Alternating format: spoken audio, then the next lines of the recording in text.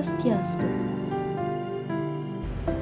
Pulau Bali, pulau yang dijuluki sebagai pulau dengan beribu keunikan, keindahan, serta kekayaan alam yang ada. Pura Tirta Empul salah satu bukti nyatanya.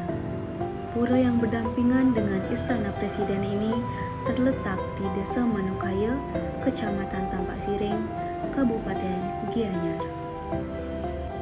Pura Tampak Siring memiliki keelokan arsitektur dengan adanya mata air yang menjadi daya tarik bagi wisatawan mancanegara untuk mengeksplor serta melakukan pengelukatan.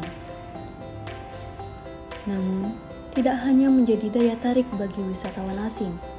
Yang utama, pancoran di Pura Tirta Empul sudah melekat di kehidupan dan kebiasaan masyarakat Pulau Bali. Pura Tirta Empul memiliki pancoran yang dipergunakan oleh umat Hindu sebagai tempat melukat serta sumber air suci atau tirta yang digunakan dalam berbagai kegiatan keagamaan seperti piodalan, ngaben, dan lain-lain. Berdirinya pura ini memiliki nilai sejarah.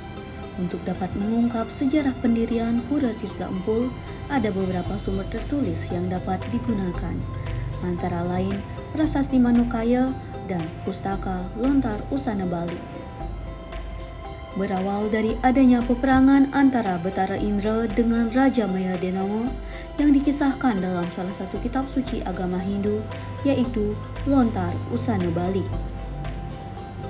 Raja Maya Denawa adalah anak dari Dewi Danu Batur yang merupakan keturunan Daitya atau raksasa di daerah Balingkang sebelah utara Danau Batur.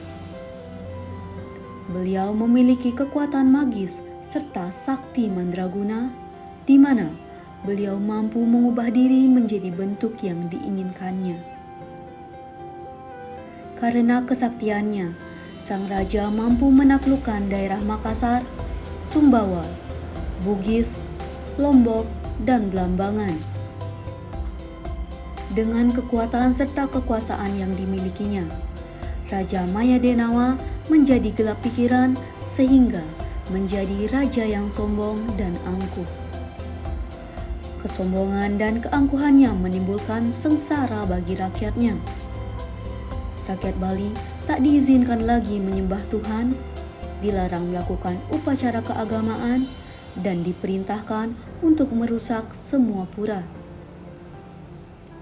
Wabah penyakit tersebar di mana-mana, serta semua tanaman penduduk menjadi rusak. Melihat keadaan rakyat Bali, seorang pemangku dari Pura Besakeh yaitu Empu Sampul Putih merasa sedih. Beliau kemudian melakukan yoga semadi di Pura Besakeh untuk mohon petunjuk dan bimbingan Tuhan. Beliau mendapat pawisik atau petunjuk agar meminta pertolongan ke India atau Jambudwipa. Dikisahkan bahwa pertolongan datang dari surga yang dipimpin oleh Betara Indra. Pasukan Betara Indra terbagi menjadi beberapa bagian. Sayap kanan pasukan dipimpin oleh Citrasena dan Citrangada. Pasukan sayap kiri dipimpin oleh Sang Jayantaka, sedangkan pasukan induk dipimpin langsung oleh Betara Indra. Pasukan cadangan dipimpin oleh Gandharwa untuk menyelidiki keadaan keraton Maya Denawa dengan mengirim Bagawan Narada. Menyadari kerajaannya telah terancam, Maya Denawa mengirimkan mata-mata untuk menyelidiki pasukan Betara Indra serta menyiapkan pasukannya. Ketika pasukan Betara Indra menyerang, pasukan Maya Denawa memberikan perlawanan yang hebat. Pasukan Betara Indra unggul dan membuat pasukan Maya Denawa melarikan diri bersama patihnya yang bernama Kalawong. Matahari mulai menyembunyikan dirinya. Hal ini menandakan bahwa peperangan telah dihentikan. Maya Denawa merencanakan tipu muslihat yang licik saat malam hari dengan membuat satu sumber mata air beracun yang ditujukan kepada pasukan Betara Indra. Bertempat di sebelah selatan Desa Manukaya, terdapat suatu tempat yang bernama Alas Pegulingan. Di tempat inilah Raja Mayadenawa membuat Tirta Mala atau membuat sumber mata air beracun yang disebut juga dengan Yeh Cetik. Agar tidak meninggalkan jejak, Mayadenawa berjalan mengendap dengan memiringkan telapak kakinya sehingga daerah itu kemudian dikenal dengan nama Tampak Siring. Taktik yang direncanakan oleh Mayadenawa berhasil. Sebagian besar pasukan Bathara Indra mengalami keracunan, sehingga kekuatan pasukan mengalami kelumpuhan. Melihat hal ini, Bathara Indra menancapkan senjata ke tanah, dan seketika mata air mengepul ke atas dari bekas tusukan senjata yang kemudian diminum oleh pasukan Bathara Indra dan dapat sembuh seperti sedia kala. Berabad-abad kemudian, mata air tersebut ditata dan disempurnakan menjadi sebuah taman air oleh Raja Indrajaya Siga Warmadewa pada tahun 882 Saka dan diberi nama Tirta Ri Air Hampul atau Tirta Empul yang berarti Katirtan yang mengepul.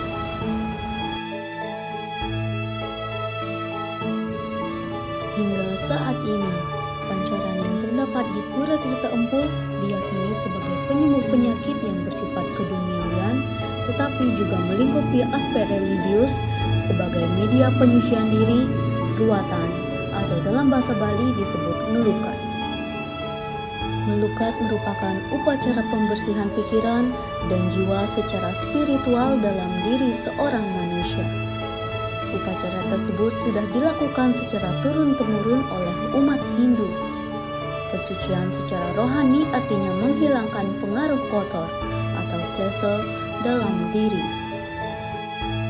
Melukat biasa dilakukan di beberapa tempat, seperti tempat bersejarah, di pura, tempat pemandian, dan laut yang ada di Bali.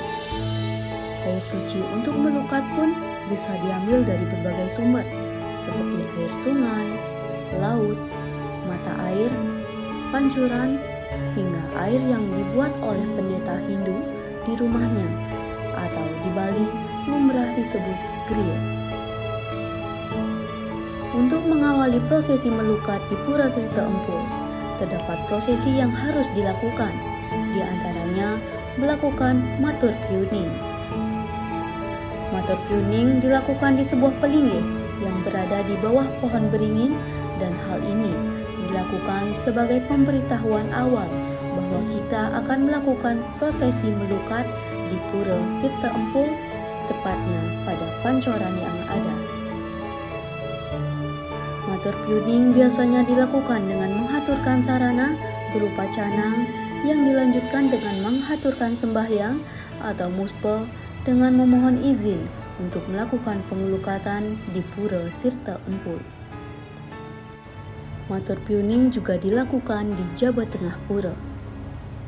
Setelah melakukan matur piuning, barulah prosesi melukat dilakukan pada pancoran yang berada di Jaba Tengah Pura Tirta Empul.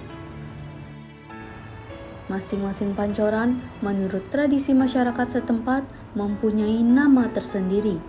Di antaranya pancoran pengelukatan, pabersihan, sudamala, panglebur gering, dan panek tegan.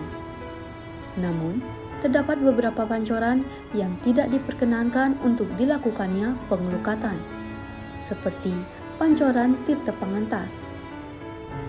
Pancoran ini biasanya hanya dipergunakan sebagai tirta atau air suci pada tradisi umat Hindu untuk mengupacari orang meninggal, yaitu ngabet. Prosesi selanjutnya setelah melakukan pengelukatan yaitu melakukan persembahyangan di pura utama atau jeroan. Namun sebelumnya kita perlu melakukan penggantian busana di tempat yang sudah disediakan. Secara horizontal, Pura Tirta Empul terbagi atas 3 bagian, yaitu Jaba Pura, Jaba Tengah, dan Jeroan. Jaba Pura adalah halaman paling luar.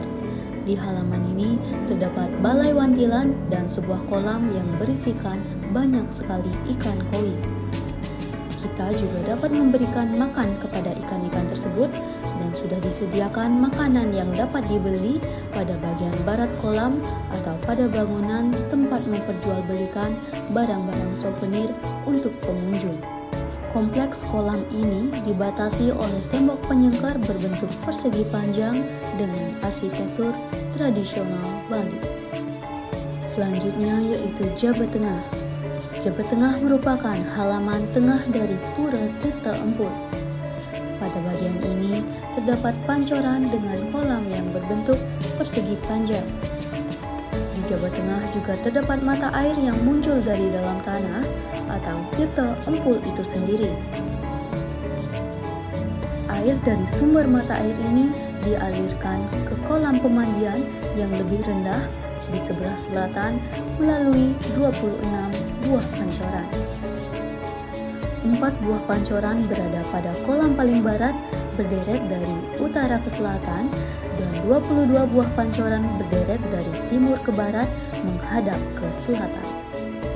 Pada pancoran yang menghadap ke selatan inilah banyak orang yang menyucikan diri atau melakukan pengelukatan dengan tetap menggunakan pakaian adat dan pada umumnya juga mempersembahkan sesajen berupa canang sebelum melukat. Di kolam ini, orang tidak diperkenankan memakai sabun serta tidak diperkenankan untuk mencuci pakaian. Selanjutnya yaitu Jerawan. Jerawan merupakan halaman yang paling dalam, paling hulu, dan merupakan bagian halaman yang tersuci. Untuk memasuki areal ini, rambut tidak boleh digerai. Jika dalam keadaan tergerai, sudah disediakan karet untuk mengikat rambut yang terletak pada candi sebelum memasuki Jerawan. Untuk mencapai tempat ini, harus melalui sebuah pintu masuk yang disebut dengan Candi Bentar. Bangunan suci terpenting yang terdapat di sini adalah bangunan berbentuk segi empat menyerupai bangunan candi. Di halaman ini masih banyak terdapat pelinggih yang lain, berderet dari barat ke timur antara lain Balai Pamereman, Balai Pawedan, Palinggih Mayadenao, dan lain-lain. Di bagian barat halaman ini terdapat Balai Penandingan dan Balai Gong. Sedangkan di bagian selatan menghadap ke arah utara terdapat Balai Paselang dan Balai Pecanangan.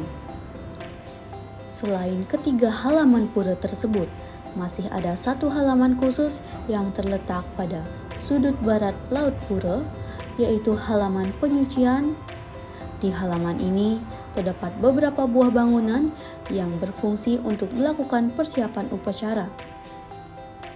Bangunan yang terdapat di halaman ini antara lain Balai Penandingan, Balai Penyelaman, Balai Gede, Balai Pertemuan, dan Balai Kulkul. Keadaan Pura Tirta Empul saat ini secara keseluruhan terawat dengan baik. Fasilitas seperti toilet, loker untuk penitipan barang saat melukat, lahan parkir, art shop, dan tempat untuk kepentingan umum lainnya telah disediakan dan tertata dengan baik. Bagi wisatawan yang ingin berkunjung ke Pura Tirta Empul, sudah disediakan tempat untuk menyewakan pakaian atau busana adat seperti kamen, udang, senteng, dan lain-lain. Namun, bagi yang ingin berkunjung ke Pura Tirta Empul, harus dipastikan dalam keadaan suci atau tidak dalam keadaan cuntake, haid, dan lain-lain. Kesakralan pura perlu dijaga, karena hal inilah yang menunjukkan taksu dari pura tersebut. Saya Anak Gongkanya Vietnyani, pamit undur diri.